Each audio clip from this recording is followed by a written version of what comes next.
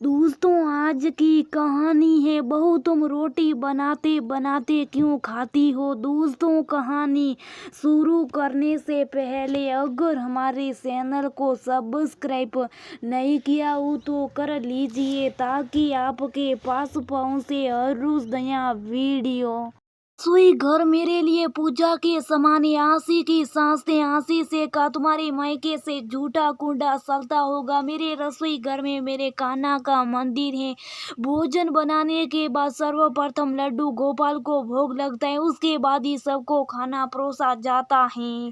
और एक तुम हो खाना बनाती जाती और बीच बीच में उसी हाथ से खाने को मुंह में फोड़ती जाती हो। कभी खाते हुए निवाला बनाते हुए खाने में गिर जाएगा तो सबको झूठा खिलाओगी का। ये रोज गई था जिस दिन माँ जी आशी से कहती, उस दिन तो आशी कोशिश करती कि नहीं खाऊं मगर कभी सफल नहीं होती। दूसरे दिन से आदत अनुसार आशी शुरू हो जाती। आशी की सासू माँ अंजलि जी बहुत ही शांत स्वभाव की थी, प्यार से समझाती थी मगर आशी समझकर भी एक ही गलती बार बार दोहराती रहती थी। आशी आसपास देखती सासू माँ नहीं है तो वो शुरू हो जाती उसी हाथ से खाना बनाना और खाना। और जैसी अंजलि की कदमों की आहट सुनती जड़ से अपनी साड़ी से हाथ पोंछ देती, साड़ी के पल्ले से मुंह। एक बार की बात है, आशी का पहला करवा चौथ का व्रत पड़ा। अंजलि जी ने आशी से कहा, तुम रसोई घर में खाना मत बनाना, मैं बना लूंगी। तुम्हारा खराब आदत की वजह से कहीं व्रत ना टूट जाए। आशी ने कहा ठीक है मम्मी जी। अंजलि जी ने रसोई घर संभाला और आशी को घर की साफ सफाई का बाई से काम करवाते का जिम्मा सौंपा। आशी की तो भूख से हालत ही खराब हो रही थी। शादी के पहले कभी व्रतों किया नहीं थी, शादी के बाद पहली बार कर रही थी तो भूखे मारे भूखी शेरनी की तरह रसोई घर के सके लगा रही थी। आशी ने कहा मम्मी जी आपके लिए फल काट दो। अंजलि जी ने आशी से कहा तुम खाने की चीजों के आसपास भी ना भटको, नहीं तो तुम्हारा क्या भरोसा कब मुंह में फोक लोगी। शाम हो ही गई, थोड़ा सा श्रब कर लो, 3 घंटे की बात है, ये वक्त भी निकल जाएगा। अंजलि जी ने आशी से कहा।